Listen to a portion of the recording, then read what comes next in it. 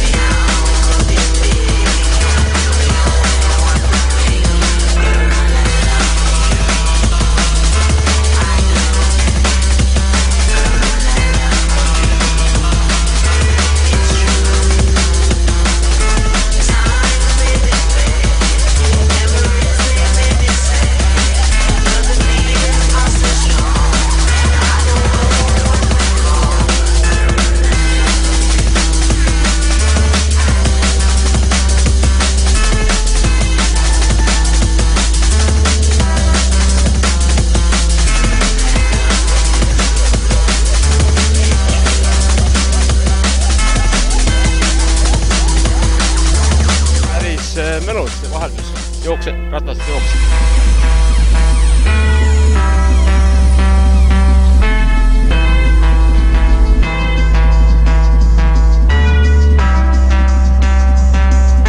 Väike accident oli. Käisin ojas, jalad märjad, põlved märjad, püksid märjad. Ei, praegu on veel normaalne, aga peab mõtlema lõpetamise peale.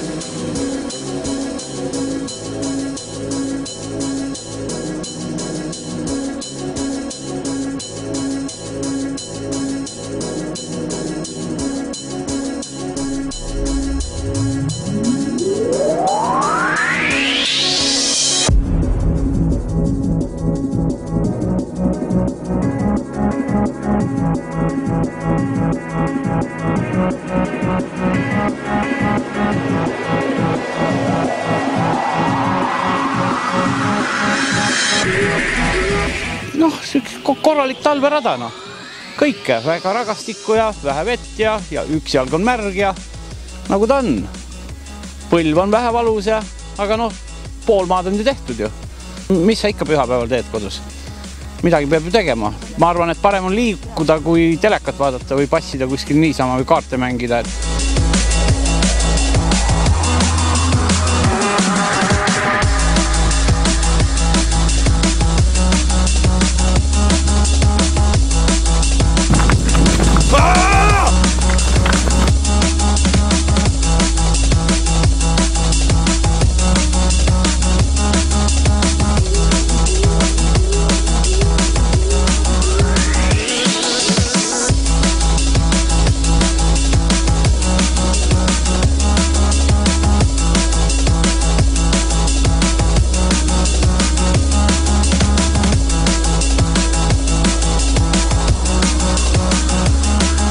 Täna teemal võitja ja see pool, see ei olnud meie jaoks üldse mingi küsimus. Me läksime rahulikult sõitma, nii nagu viimased aastad on läinud, aga üllatavalt hästi kandis, et vaata, et metsa all, siin Kuusemetsa all isegi paremini kui mingisugustel lagedatel, nii et tempo oli mõnus ja rahulik.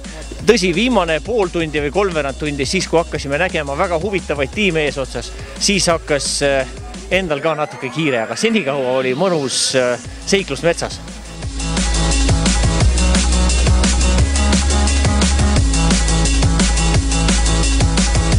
Väga hea, mõnus, suht lihtne ja mehed olid meile raja juba ette jooksunud, et väga mõnus pühapäevane jalutuskäik.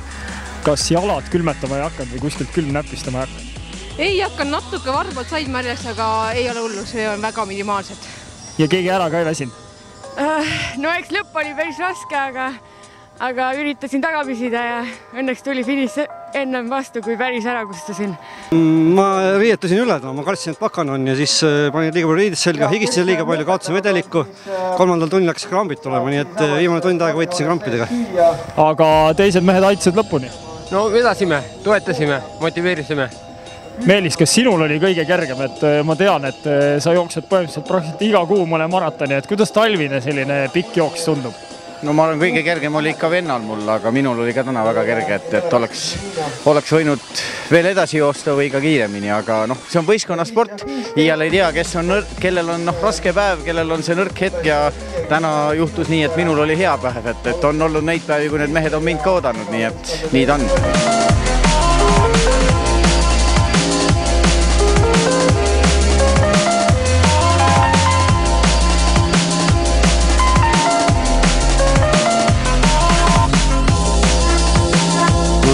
Veerand tundi oli ikka niimoodi, et vaevu tahtsin juba küsida, et kas köie saaks taha panna või kummi taha panna, et läks või raskeks lõpus, aga õnneks oli ainult 15 minutit. Aga kui oleks köis taha pandud, siis kumb oleks vedanud, kas Tõnu või Timmo? Pigem on meil, kui ütleme, teravama jalaga isegi Tõnu on, ma arvan. Tõnu, aga kust selline vorm tuleb? Kas sa oled peamiselt teinud seda jooksu või oled peamiselt suuska teinud? No ikka peamiselt jooksu. Tumes jooksu see aasta on ikka üle 1000 kilomeetri juba, nii et